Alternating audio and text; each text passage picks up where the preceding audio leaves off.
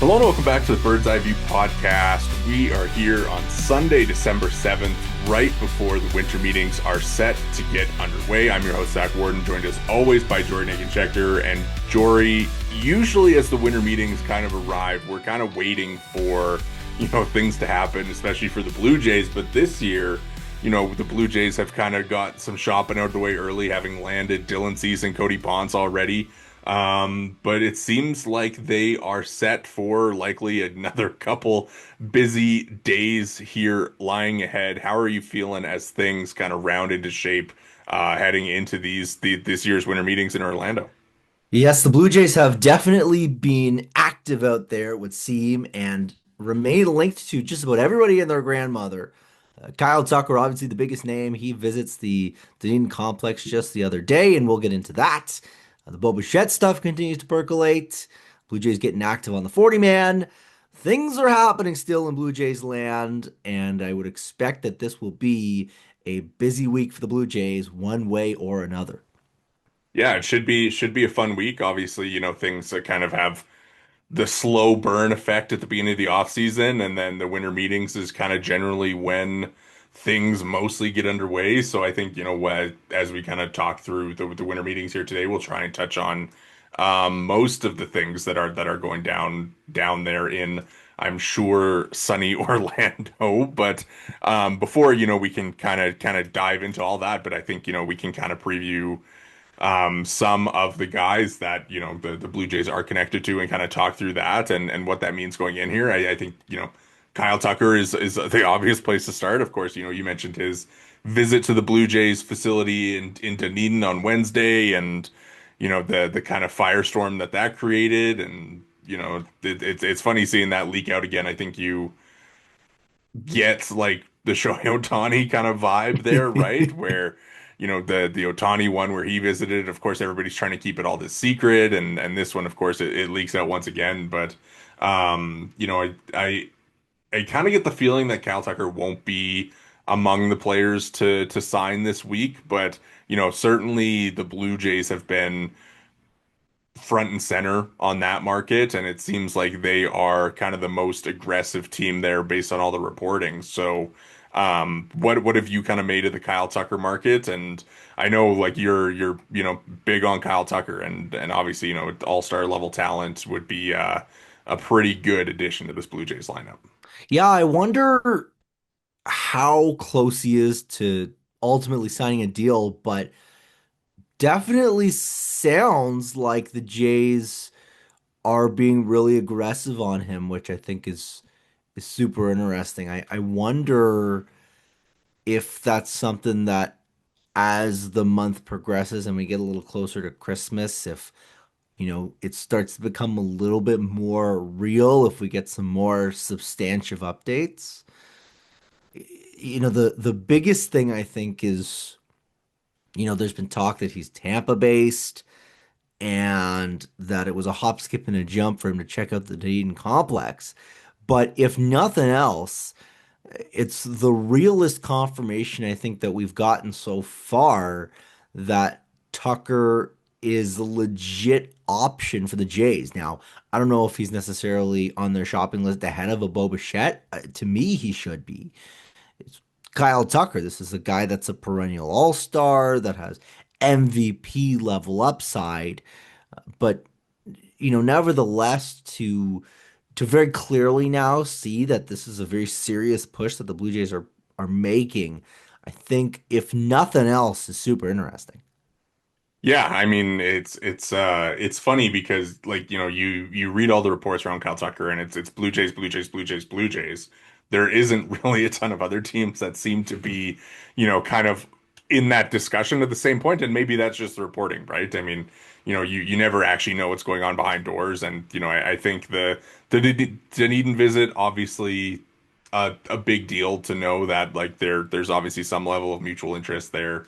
Of course, Kyle Tucker, like you mentioned, being a Tampa raised guy, it's not like the Blue Jays are the only team that has spring training in Florida. So there's certainly, some other options for him there if that's a priority for him. But, I think when you kind of look at this market, right? Like to me, the way that the big spenders have spent in the last couple off seasons, right? The Dodgers have done Shohei, they've done Yamamoto, they've done Snell, they've spent a lot of money, and that's just three examples of like a ton of guys that they've signed. So, they seem like they maybe aren't involved in this conversation. The Yankees are doing whatever the Yankees are doing right now. It sounds I can't remember who said this. I think it was Buster Olney on the Just Baseball show yesterday said that, the Yankees may be involved in the Kyle Tucker conversation, but maybe more as a way to push other teams in that market. So, to me that sounds like the Yankees would be trying to bid up the Blue Jays a little bit there. And then, the Orioles and the Rays have kind of been mentioned around in there and the Phillies, but, certainly none of those teams have been kind of rumored to be as interested as the Blue Jays. which to me is kind of weird almost. I don't know. I don't understand why this feels very different from the last couple off seasons where the big free agent, there was a lot of kind of noise, a lot of kind of drumming stuff up. And Kyle Tucker obviously isn't quite in that category of player. He's not Juan Soto. He's not obviously Shohei Ohtani. But this is a legitimately premier talent. And, if I'm the Blue Jays, I'm if I can add this guy to my lineup, the the potential for him and Vladdy as a 1-2 is so deeply enticing that it's so interesting. I don't know if this is just kind of a case of it being early. I mean, it's almost mid-December at this point, but it feels very different from like the Soto sweepstakes and the Ohtani sweepstakes, where there was a very clear case of, the Dodgers won't let him go anywhere else. The Mets won't let Soto go anywhere else. And in this Tucker situation, it really seems like there's no team that's going to blow his pants off, but the closest might be the Blue Jays.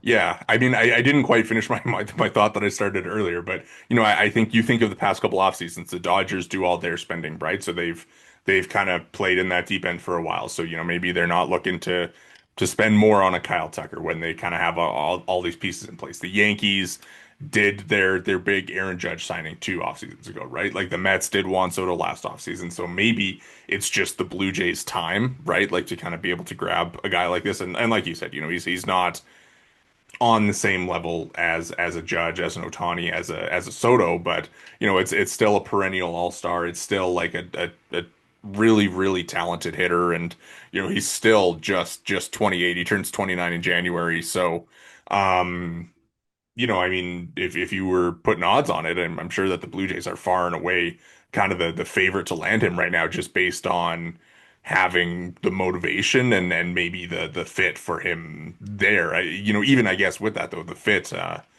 would be kind of interesting to see what they would do with their outfield if they did sign him. I do think he's kind of like almost a diet Soto. I think that, obviously he's not a perennial MVP candidate, but you look at the year that Soto had last year, and I don't see that as something that's completely unfathomable to think is in the realm of possibilities for Tucker. You said it earlier this offseason where this season for him is really three chunks. It's, superstar level production to start the year, an injured hand that causes his production to fall off a cliff, and a really strong conclusion to his season. And the timeline isn't perfect for the injury in terms of when his struggles happen, but it's kind of close enough that, I think that this is a guy that if you can get him, and if you can get him at a price tag around $400 million, I think you're laughing to the bank. Yeah, I mean, yeah, he's just a really good hitter. He's like a top 10 to 15 hitter in the game. Like it's not guys that are super easy to acquire. And if you're the Blue Jays and you're kind of the team that's the most motivated and the most interested in the market, then I don't see why you wouldn't be the ones to get it done. I don't think that there should be really anything standing in their way at this point, especially if those other teams aren't going to be involved in the market. So I think it's exactly that. If you are in a position to pounce, then you can't let this kind of opportunity pass you by. yeah, I mean, I think it was only too on the show yesterday. He said that the Tucker market, you'd kind of heard that he was like in that $400 million range, but it sounds like maybe he's not quite in that, or it doesn't sound like he might not be getting that level of a financial commitment at this point too, with kind of the lack of suitors. So, I mean, if you're getting them for anything less than 400, I think you feel pretty good about that, especially, for I guess kind of what the length of contract would look like. Yeah, like it's not going to be like a 14-year mega deal like a Vladdy. It's not going to be arguably might not even be a 10-year deal, but it's definitely going to be a big financial commitment. But if the numbers that are getting thrown around start with a three, the Jays surely have an opportunity here. Yeah. We'll see how it plays out. Obviously, kind of in that conversation is of course Bo Bichette, where, Bo is probably waiting for Tucker to sign, I would imagine, right? Like you're kind of looking at two of the top hitters available on this free agent market. And of course, it seems, I mean, it sounds like the Blue Jays are maybe prioritizing Kyle Tucker at this point. And, you never really know what's going on behind the scenes, but the Bo Bichette rumors have kind of been a little bit quieter than the Tucker ones. And for Bo, of course, the Red Sox report comes out the other day that, it seems like there's some kind of Red Sox Bo connection going on there where it seems like the Red Sox could be the landing spot for him if the Blue Jays don't get involved or don't end up, trying to commit to both of them if they sign Tucker or something like that. But certainly an interesting conversation with Bo. I think it would be really interesting if they do go Tucker over Bo. Obviously, Tucker is so good and just such a great hitter. But interesting that they would kind of go that way instead of like kind of trying to get back in the Bo Bichette market. Yeah, I don't really know how much I read into the Bo stuff yet because I think, as you said, the Tucker stuff to me seems like it's going to happen first. And then once that happens, it's going to be very clear that, okay, the Tucker market's done, and everyone that was hunting a hitter that didn't get Kyle Tucker is going to reinvest their resources, presumably into a Bo Bichette type. I mean, the Jays are presumably going to be in that mix. The Yankees might end up in that mix. I mean, who else is in the Tucker sweepstakes that could feasibly shift to the Bichette sweepstakes? I'm sure there's a number of options. I think that, for the Jays, it becomes a bit of a kind of a bit of a hedge here where, the bet is that Bichette will remain available so that even if you don't walk away with Tucker, there'll be a Bichette deal to be had at a later date. Now, I mean, that's a bit of a dangerous game. I imagine that this, Red Sox stuff is coming down because Bichette's market hasn't quite formulated in the way that he maybe was hoping. But, to that end, I think it's almost a case. It's almost like the winter meetings. It's like the first time they've ever felt like too early, is the way I would put it. Last time the winter meetings came around, felt like the Soto stuff was ready to pop. It was chaos. Um, I mean, the Shohei Ohtani stuff speaks for itself. He's on the plane. Never mind, it's Robert Herjavec. Oh my goodness, he's not on the plane. Um, that was obviously its own bag of worms. Uh, but it feels like stuff right now is percolating, and that could change very quickly. The saying goes that this can all change with one phone call. But it is going to be very interesting to see exactly what happens here over the next couple days, and if this Tucker stuff starts to crystallize a little bit, if this Bichette stuff starts to crystallize a little bit. The Jays just made a move to create some 40-man flexibility. Does that mean something's on the horizon, you know? Yeah, we can get into that. I just want to finish with Bo and Tucker. I mean, what do you like? It seems hard to believe that they would do both. Do you kind of agree with that? Here's my only kind of thought is I think if the Tucker price tag doesn't hit that $400 million range, I think it's not out of the realm of possibilities.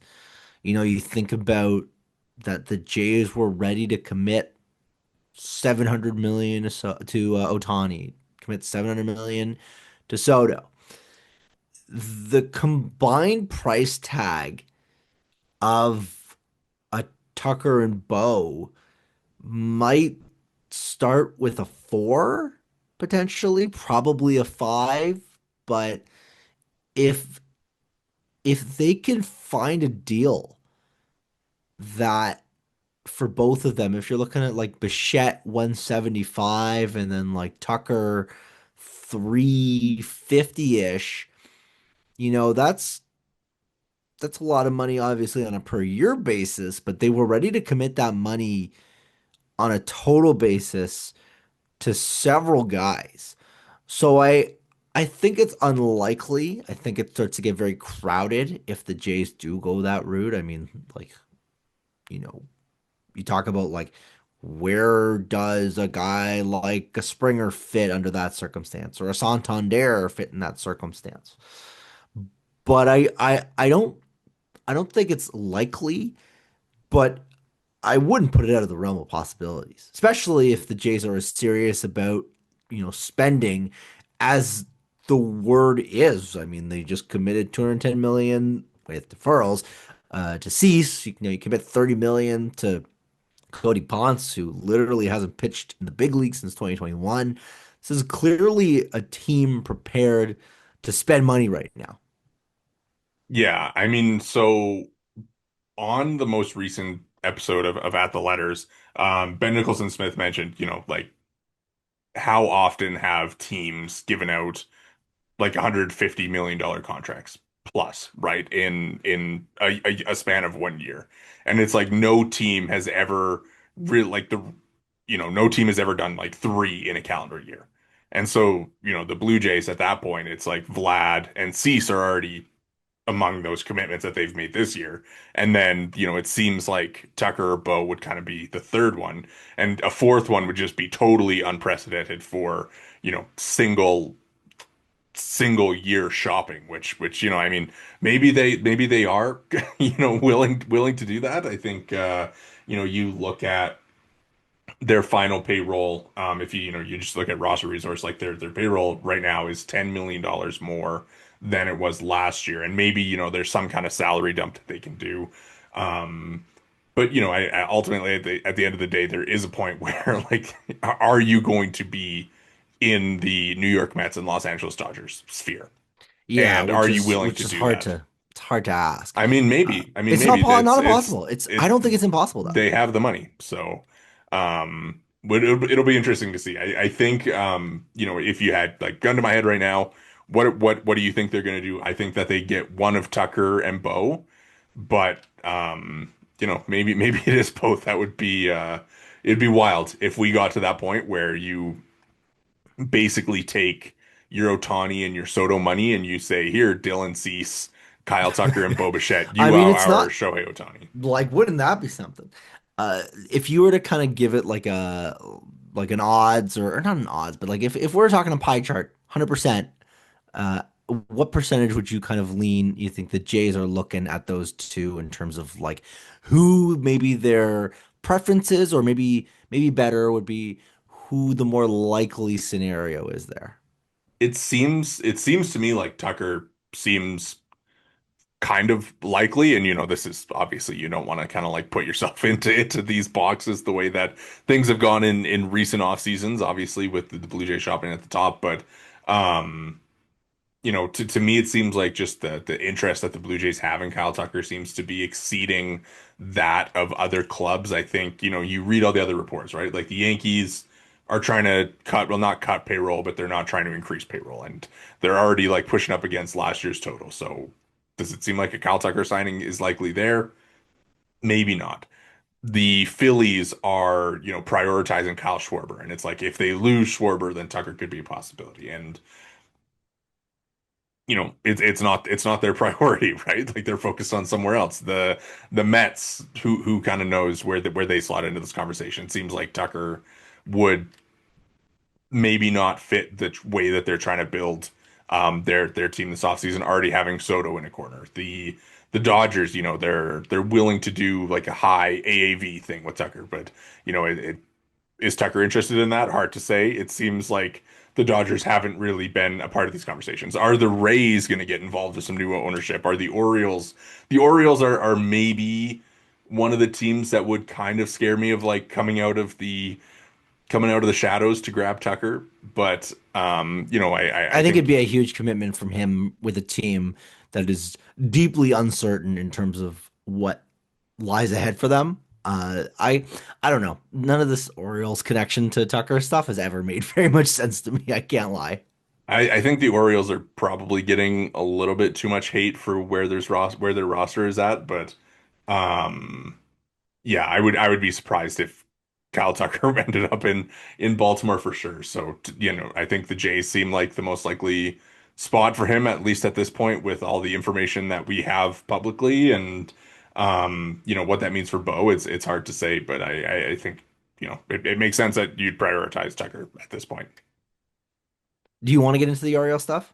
Yeah, we can. I mean, I obviously there's like some other guys that I think that they're connected to that's probably worth mentioning. But yeah, I mean, obviously yesterday they outright Yariel off the roster, which or off the 40-man roster, which of course means that he cleared outright waivers and remains in the organization and will be essentially battling to make his way back to the major leagues next year. And whether that's as a starter or as a reliever in AAA is kind of yet to be determined. I would imagine that they probably give him. I mean, hard to say, right? Like it's hard to say right now, but of course, with the Pont signing, one of the things that we were talking about was just kind of the roster crunch that they had with whether it be with relievers or starters, and now Yariel is kind of out of that picture. At least they made the commitment to say that we're okay with you leaving, we're okay with you going to another team for nothing, we're okay with you not being part of our team next year. So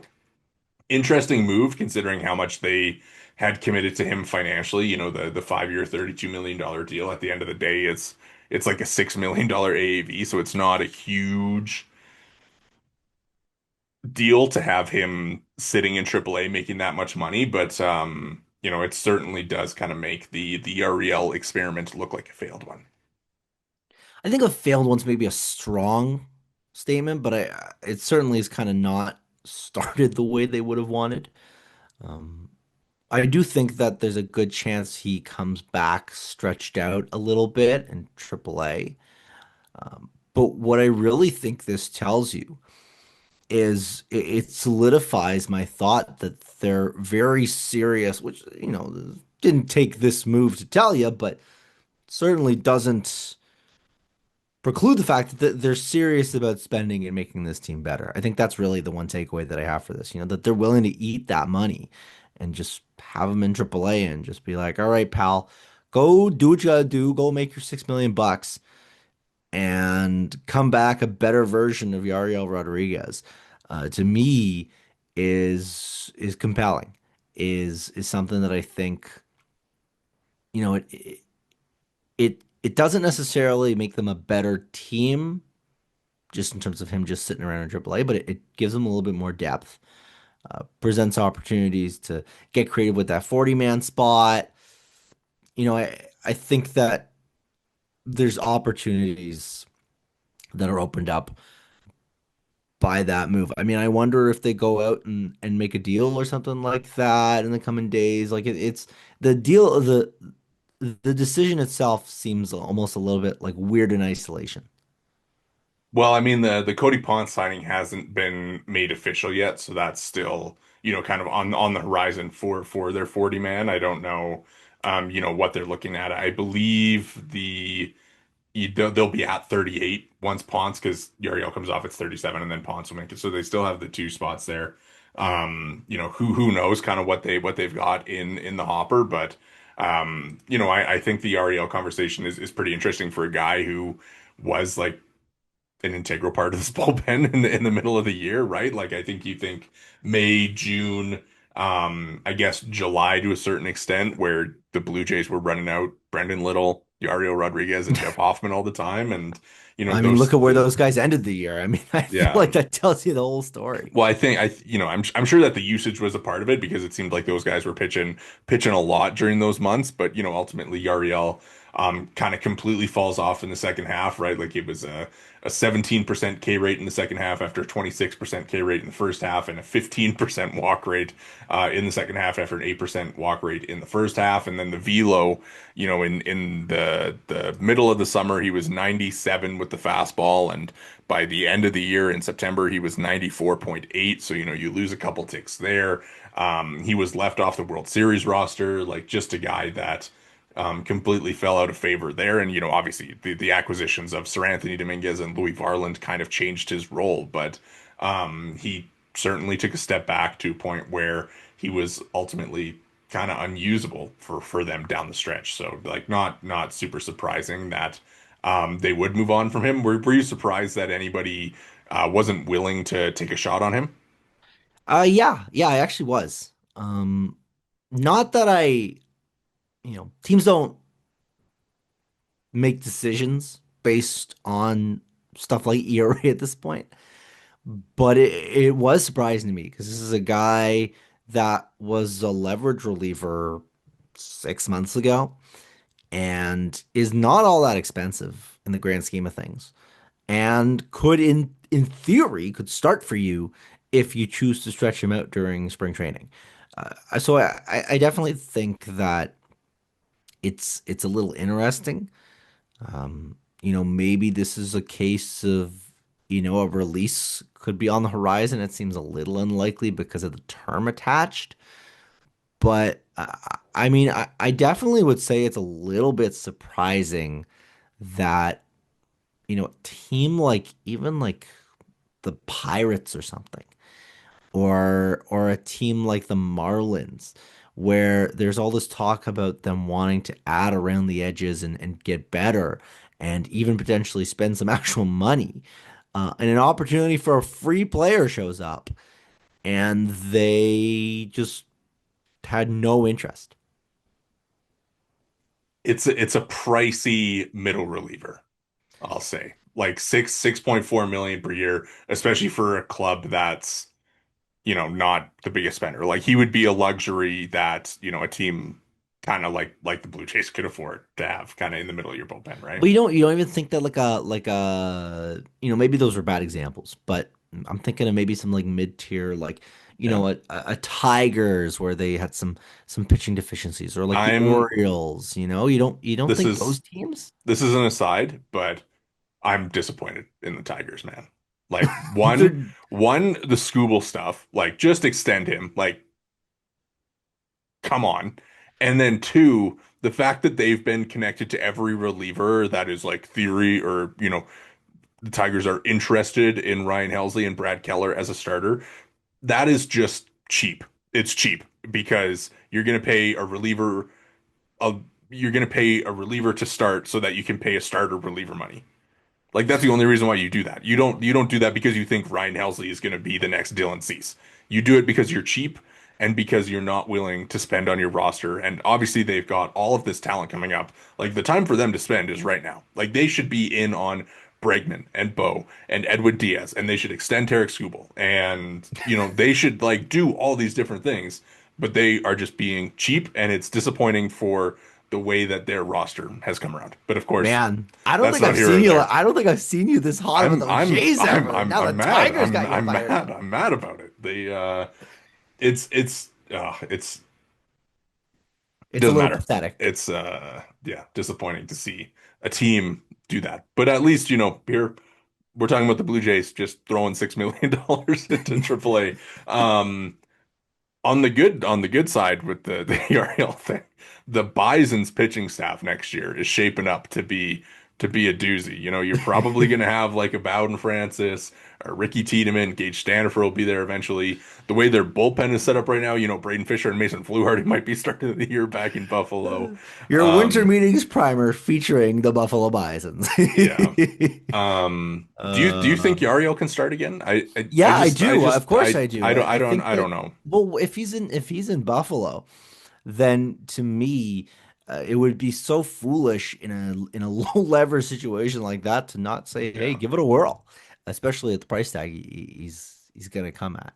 Yeah, it'll be interesting. I mean, I guess, you know, you've got 3 more years on the deal. He's obviously got the 2028 player option, that, you know, at this point would seem likely to be accepted. But you know, interesting move. I think at the end of the day, it's not all that surprising to see them move on from him.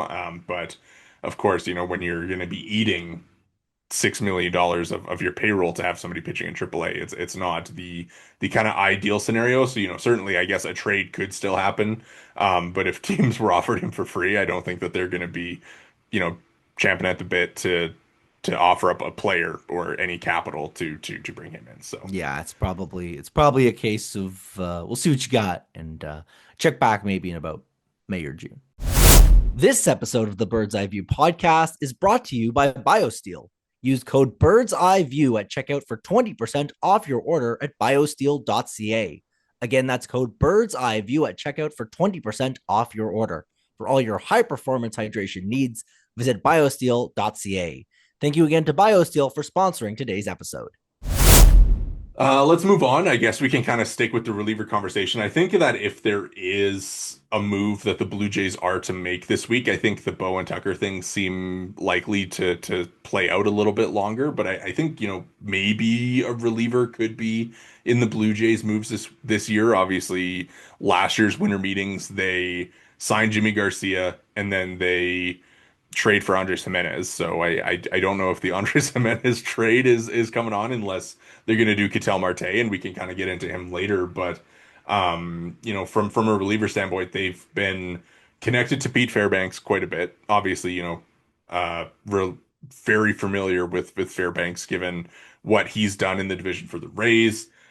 There were, of course, you know, the very early reports that they were in on Edwin Diaz, which do you really believe that? Do you think that this Blue Jays front office is going to spend $100 million on a reliever?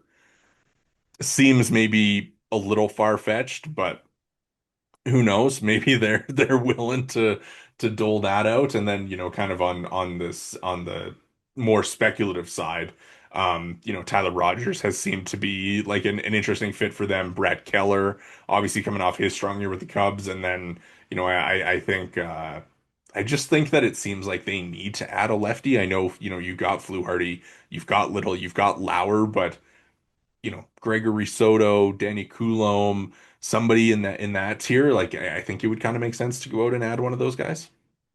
Yeah, I mean, I could see that. I want to kind of focus in a little bit more on especially I think Fairbanks and Keller because those two to me seem like the obvious candidates that the Jays are probably going to be shopping in. I think I said it before we hit the record button here.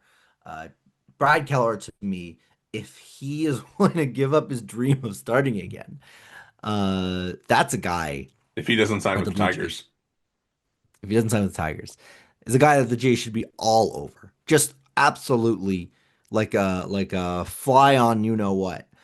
Because to me, the velo jump and I mean the lollipop charts, it all looks like a really good high leverage reliever. It looks like the kind of guy that honestly, you know, you want to talk about another guy that could bump Hoffman from his closer role.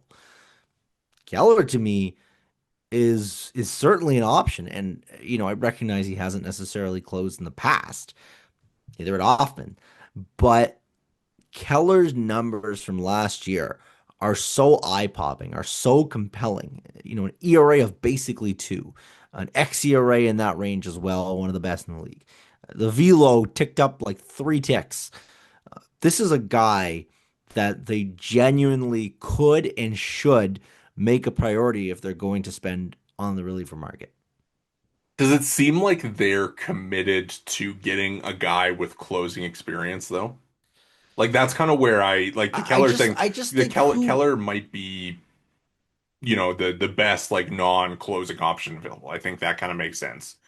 But I wonder if they, saw what happened with Hoffman this year, right? Where, you bring in a guy who had been such a good setup man, and then they give him the closer duties. And if they're like, well, that kind of blew up in our face, maybe because this guy hasn't closed all that often before or held that kind of closer role. And I know, we're kind of like anti the idea of like a closer, but at the end of the day, I wonder if they are like, well, we kind of want to have like a safeguard for Hoffman with somebody who is experienced in that role, and I don't know if that is, you know, is something that this front office would consider, but it seems like when the guys that they've been connected to, right? Like they've been connected to Halsey, they've been connected to Iglesias, like guys who, aren't Edwin Diaz, but like have that closing experience. They were but obviously then Devin who but Williams in then that who group is as that well. guy? But then it becomes very Well, obviously like Robert Suarez, but like do you want to yeah. spend on Robert Suarez? Like it's a pretty substantial commitment for a 35-year-old that's good, not amazing, not an elite closer in baseball. Like Yeah.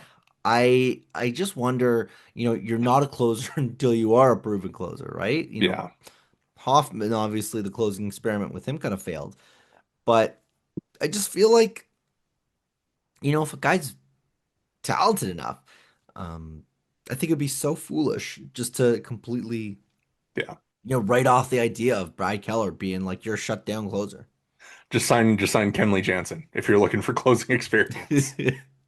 I mean, Yeah, no, could you? I could see that. I don't actually think that's the most outlandish thing for them to do. I think it'd be a um, little bit ass backwards. I think it'd be a little bit kind of reverse reasoning. But I mean, if they want a guy with closing experience on the cheap, probably your best bet. I mean, he is obviously didn't strike out a ton of guys last year, but if you're looking for a guy who, strikes out a reasonable amount and isn't walking the world and has big game World Series experience, then I guess, Kenley Jansen would fit the bill. I would it would be intriguing, I suppose, if they do that. But would you prefer Kenley Jansen or Pete Fairbanks? I don't think Like I don't know Fairbanks, the the velo drop Fairbanks. is scary. Yeah, The swing and miss drop is scary. I don't I know. mean, there's a guy with closing experience. If you want to Yeah, talk about a guy that's an option, that fits that box.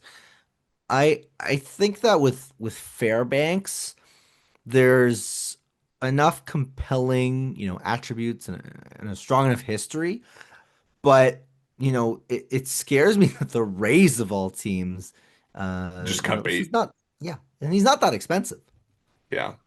Yeah, I think the swing and miss stuff is kind of concerning with that taking a pretty consistent dip over the last couple years and then the velo drop. I just to me, it would make more sense to do Keller or like a Tyler Rogers, who, is obviously a very interesting reliever.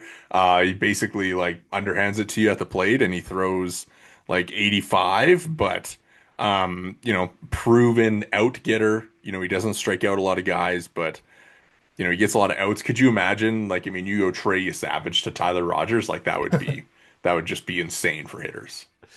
That's a funny thought. I actually think I you've suddenly got me very interested in this concept. No, I think Rogers would be super interesting. I mean, obviously they've prioritized kind of doing like the swing and miss and the strikeout thing, but nobody limits hard contact like Tyler Rogers does just because of the funk and how interesting he was. Obviously, it doesn't answer your closing experience question. He has 19 career saves.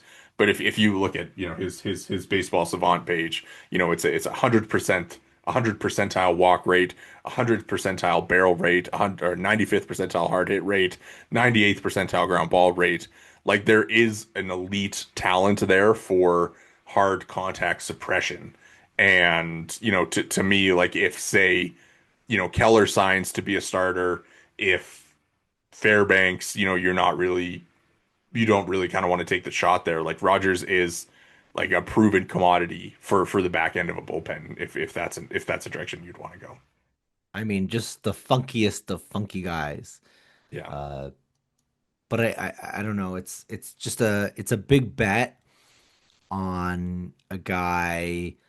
I mean, we said it before we hit the record button. It works until it ceases to work, and it starts to become a little bit more scary when he's throwing 81, and like doesn't matter how funky you are. If you're throwing batting practice, you're gonna get tagged. So I definitely think that it's compelling, maybe on a short term, um, but it's kind of a little bit of like it's a bit of a Jenga game with him, He is and 34. you maybe want to bet on a little bit more of a compelling guy in terms of like a proven upside sort of thing, which is why I come back to Keller as a guy that I really want the Jays to take a serious run at. What do you think is the most likely result for their relief signing if they do make one? Honest to goodness, I think that it would be unshocking if they walked away with nobody of substantial interest. I think that the reliever market, there's a non-zero chance that we walk into like mid-January and we hear about the Jays signing a guy like I mean, I don't know the free agent matrices in front of me, but Sean some guy, Armstrong. a Sean Armstrong, I don't know, anyone of that ilk, and kind of being like, we did our big spending, and it is what it is. I do think that it will be compelling if they walk away with neither of Tucker or Bo. That's when I think Hmm. situation could be in play where they spend on a reliever, but the probability at this stage that neither Tucker nor Bichette end up with the Blue Jays to me seems like a pretty unlikely set of circumstances. Yeah, I'll finish the reliever stuff with this. I think this is a front office that has proven that they don't spend on relievers all that often. Jeff Hoffman was the largest commitment I guess they had made last offseason, and mixed bag there. I think, Hoffman is probably going to be better in 2026, but you never really know.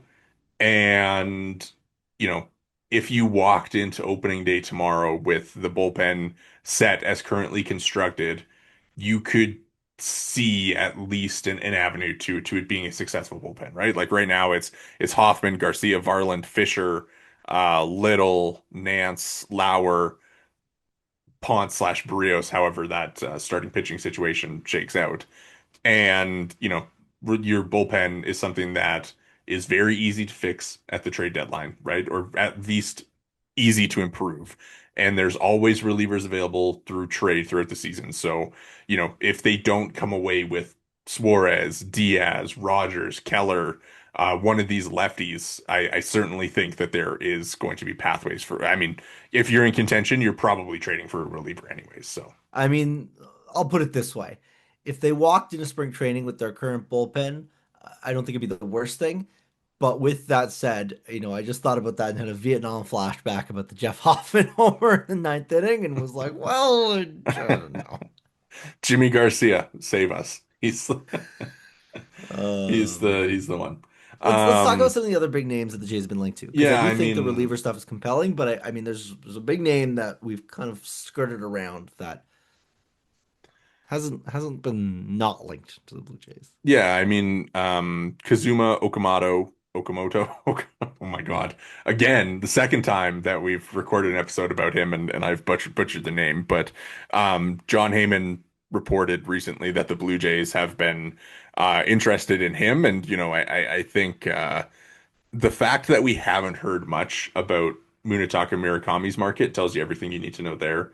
Okamoto seems like a fairly intriguing option for, a guy who doesn't have the raw power of a Murakami, but has, you know, the ability to put the bat on the ball. He's not striking out as much, but and also has the ability to hit the ball over the wall. I think, in his career in Japan, it's like 6 years of 30 plus homers, 1 year of 27, and then last year he kind of dealt with some injuries and only hit 15. But would certainly be an intriguing addition. I think the fit is a little kind of up in the air as far as like what that would mean to me. His addition would be like if you miss out on Bo, right? And then you can kind of slot Ernie as your everyday second baseman, and then you put him at third. Yeah, and I think as well, if if they choose to go like a, you know, take a big swing and Barger becomes part of any conversation. Yeah. I mean, there was the article floating around yesterday about, could the Jays put together a compelling Ketel Marte package? And we'll get into that in a moment, I'm sure. Uh, that's a situation I think where, a guy like Okamoto, if the cost isn't prohibitive, could make some sense for the Jays at the hot corner if you feel like you need to find another option. He's plays some first base as well. Could he, serve as like a Vladdy spell guy slash like DH option? Kind of have that already with Santander, but there's a little bit more flexibility with Okamoto. I think there's enough circumstances that you can see the dominoes maybe falling in a certain way and it ending up a situation where the Jays are in the mix there because they've expressed an interest in the Pacific market. And I mean, Cody Ponce is a good example. Obviously, last year Roki Sasaki, and there's enough kind of whispers, enough kind of murmurs that just a guy to keep an eye on.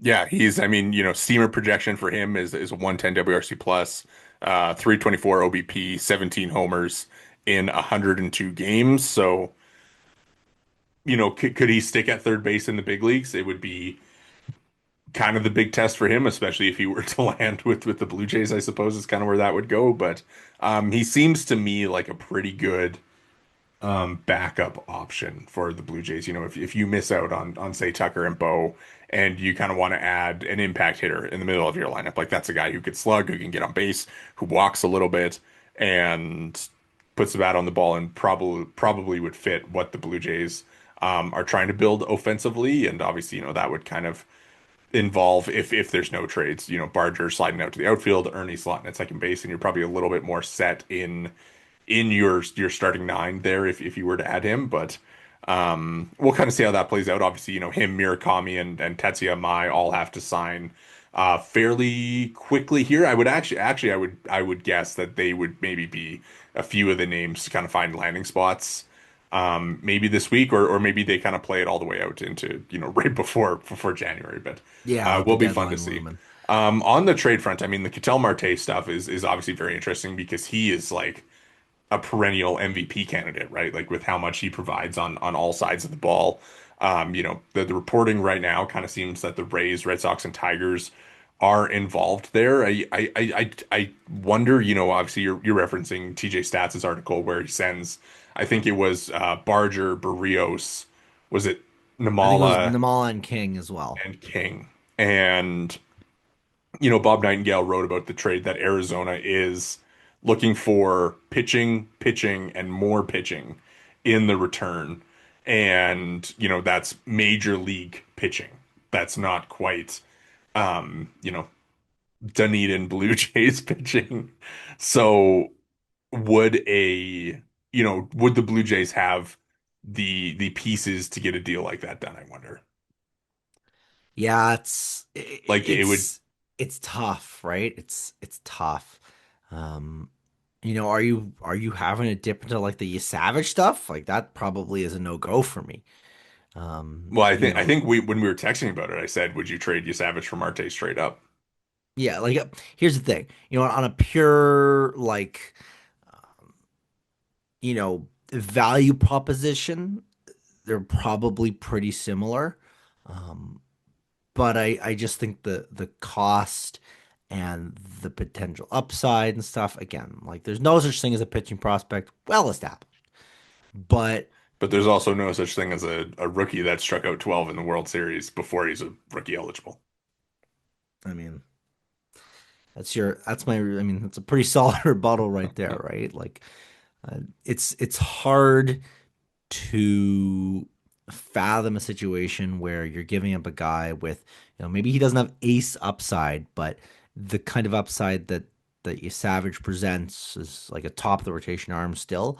Um, it would be very difficult to kind of accept that as a even if it's an equal value proposition, just because the Cattell stuff, he's being picked up at a position of surplus for the Jays, and he's an upgrade, but is he a major upgrade? You hope so. I mean, he's had his up years, he's had his down years, he's an MVP candidate, he's, you know, just so.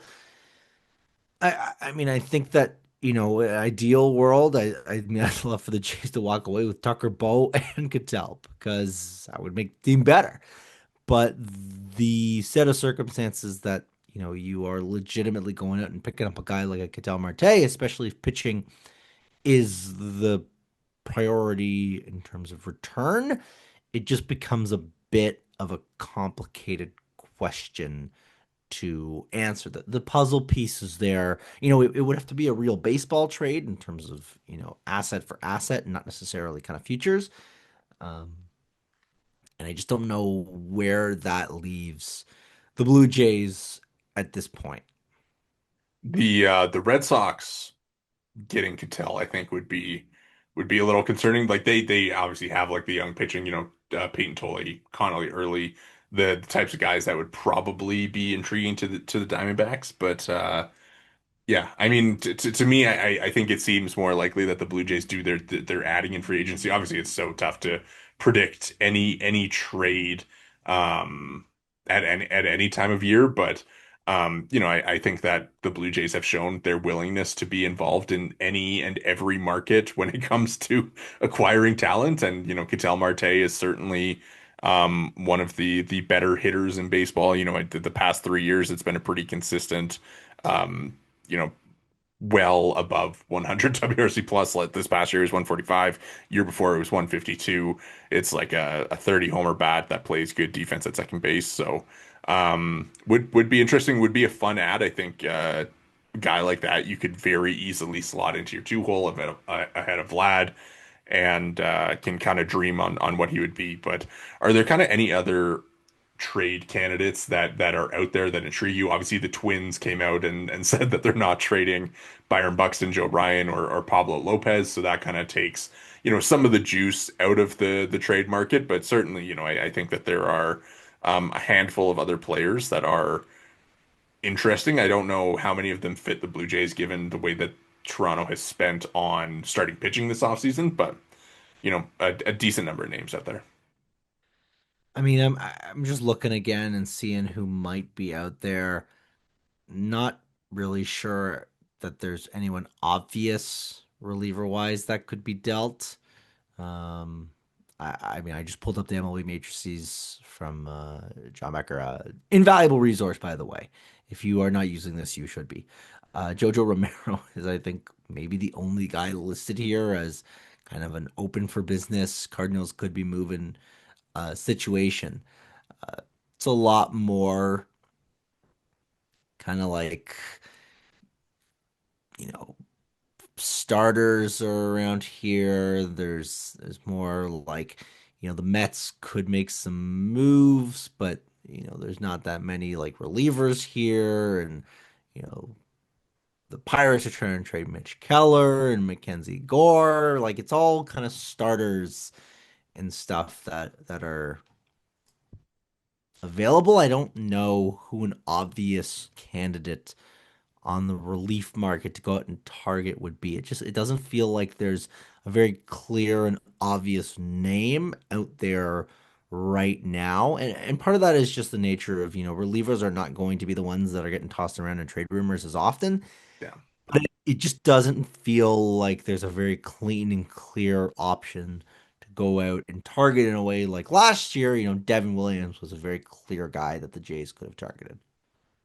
Yeah, it'll be interesting. I mean, if you want to like put some names out there, I think that would be of potential fits, at least, as the Blue Jays roster current stands, Brendan Donovan, personal favorite. Obviously, I've been on the Brendan Donovan train for a while. Brandon Lau from the Rays. Jake Cronenworth from the Padres. Sounds like the Padres are trying to flip him for some major league pitching. I think, if the Blue Jays were to say eat some Jose Barrios money, would a trade kind of make sense there? Obviously, the Athletics' Mitch Bannon reporting that the Blue Jays are open to a Jose Barrios trade, which also kind of checks out given how things went down. Jeff McNeil, again, kind of fits that second base role. Um, Nolan Gorman kind of in that same realm. Would the Blue Jays want to swing big for maybe not swing big isn't the right term, but try and land like an Alec Boehm or Nolan Arenado. Like, none of these names are inspiring a ton of confidence. I think the most intriguing ones would be Ketel Marte, Brendan Donovan, and Brandon Lau probably would be I the think the I most think interesting. this trade discussion kind of tells you where you're going to make your money this offseason, What do you where you're think of going the to kind of make Brio hay. stuff? I mean, I don't. The only reason I kind of pause at it, because obviously the contract is underwater at this stage, but I just wonder if you can never have too much pitching depth, and if there's value to Yeah. him as a fifth starter. He's not the sexiest option, and he's probably not part of your playoff rotation in an ideal set of circumstances. But first of all, we said the same thing about Eric Lauer, and he obviously turns in a really strong season last year. But the thing with Barrios is the way that you know, he posts. He's there. He's healthy almost all the time. And, you know, it just feels like it would be a little bit presumptive to make a call to deal him so quickly when I mean, you just buried 6 million with Yariel Rodriguez. Um, it's not quite the same pay range, but I think Barrios is making maybe 20, probably a little less than that even. And if he has a really strong season, the opt out is still not an entirely impossible set of circumstances. He pitches well. He can presumably get more than 2 years on the open market, and all of a sudden it's kind of like, okay, maybe he does opt out here. It's not to me. It's a situation where you're almost, I think, putting the cart before the horse a little bit if you do decide to trade him, even though you're selling at the absolute valley of his trade value.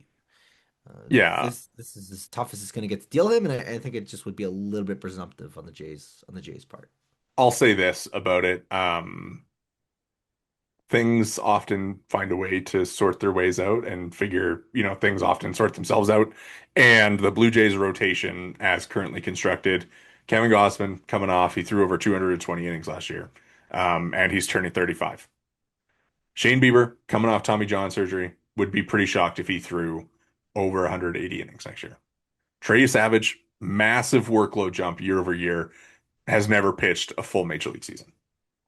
Cody Ponce, coming back from Korea, unproven at the major league level, just had the largest workload and velocity jump of his career. Can he maintain that in the major leagues for a second straight year? There are like not concerns, but there are flags, Question marks. question marks in this Blue Jays rotation that Jose Barrios could be the answer to, and eating salary to get rid of him at this point, I think would be maybe not the correct move, given even beyond that. Eric Lauer, similar to Cody Ponce, can he repeat it for a year? Bowden Francis, Is he good? don't need to say anything more there. Ricky Tiedemann, tin stat, as we already mentioned.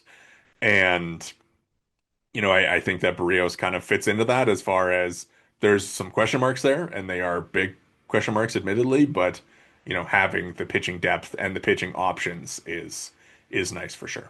There's a lot of variance with this Blue Jays rotation. A lot of really strong, like high upside variance. Yeah. Um, but I mean, if things break wrong for enough guys, you will want to have a Jose Barrios type. Yeah. All right, let's wrap with this. Rule 5 draft obviously goes on last year. The Blue Jays select Angel Bastardo. It seems unlikely that they are going to select anybody this year, given their ambitions in free agency and their current 40-man roster standing. However, it does seem that there could be a chance that they lose some pieces. Yohendrick Pinango thought he was kind of a slam dunk to be protected, given some of the under the hood stats, the fact that he's still 23.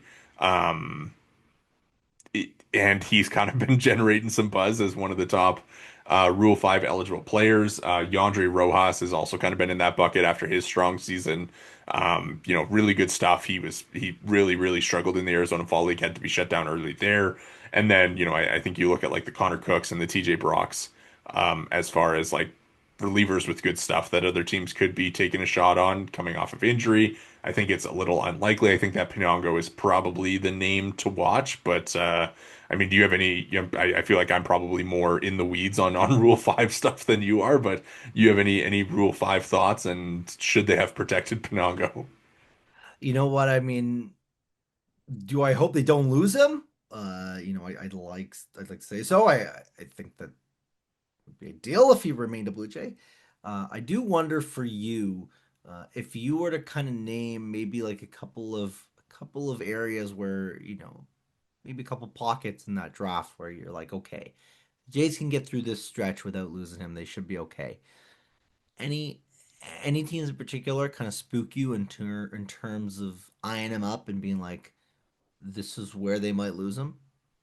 I mean, the Rule 5 has been like so pitcher heavy, so I wouldn't even, look at the top almost. Like I actually think like, if you're the Rockies, if you're the White Sox, if you're the Pirates, like it seems like why wouldn't you want to take a shot on a bat who has like such strong underlyings and is, obviously the defense is kind of a thing that'll prevent him from maybe being taken, but a guy who, has good bat speed, hits the ball hard consistently, pulls the ball in the air, like all the things you kind of want. Like, why wouldn't you want to take a shot on a guy like that? I think that for all those teams, it would certainly be a good fit. I think Pinango would fit kind of right in amongst all those outfields. But I think, it's probably more likely that if he were to get taken, it would be a little bit lower down in the draft. Maybe the Marlins, I think, would be a spot that he could land. I think you look at, teams like the Reds, obviously they kind of have um jams themselves in the outfield, but again, like a guy like Pinango in that ballpark would certainly be a good thing. And then, I guess if the Rockies, White Sox, Nationals, Pirates, Angels, like any of those teams, if they pick somebody in the first round and then they get a second crack at a second round, then perhaps they could go pitcher first, hitter second, and try and add a couple pieces. But it'll be interesting. I mean, I don't know. I Something to keep an eye on, I think, is the biggest thing. Just yeah. maybe hold your breath for just a moment. Yeah, we'll see. The Blue Jays are picking 27th. Unlikely to pick. Yeah, I do not see them going out again. I think I messaged you after the Ariel thing and I said Angel Bastardo lives, but I think it's Reports of his demise were greatly exaggerated. what if you had to put a percentage on him being on the Blue Jays opening day roster, what would you Uh, put? like 7%. Seven. That might That's even that's be that's high. higher than I would have gone. But yeah, you never know with the Rule 5 draft. And that's the thing too. Like if somebody were to take Pinango, he, could ultimately be returned to the Blue Jays. So we'll see how that plays out. I think other things to watch for, we have, obviously the media availabilities. Most of those go down Tuesday. I believe John Schneider is Tuesday. The World Baseball Classic managers and GMs, so Greg Hamilton and Ernie Witt, will be speaking to media Tuesday morning. The Blue Jays have their press conference with Dylan Cease scheduled for Tuesday afternoon. The draft lottery is also scheduled for Tuesday, so Tuesday is going to be a really big day. And then Wednesday is, of course, the Rule 5 draft. But other than that, I mean, going to be an exciting week. Hall of Fame announcement tonight. Don't really have any takes on that. The Hall of Fame has kind Carlos of Delgado, fingers crossed. fingers crossed. There's quite a few actually Blue Jays connections on, or maybe not quite a few, Don but there's Don Mattingly, and Mattingly and Roger Clemens. So I think the Hall of we'll Fame see. has kind of made their stance on those guys. But we'll see. It's always fun to know who's going in and if anybody will get in. It'll be interesting to see the results of this year's contemporary era committee. You got any last thoughts? Anything else you're looking forward to this week from Orlando? I'm just excited to see where things break. I think that this is going to be a big week in terms of learning some really intriguing stuff on the Blue Jays front and league wide. It's always a good week. But with that said, that is going to do it for us here today at the Bird's Eye View podcast. Make sure to hit the subscribe and like buttons if you're watching on YouTube. If you're listening along on the audio provider of your choice, make sure to drop a follow and review. You can follow us all on Twitter. I am at Worden_Zach. Jori is at Jori Negin-Shecter, and the pod is at BEV_pod. Thanks so much for listening and enjoy the winter meetings.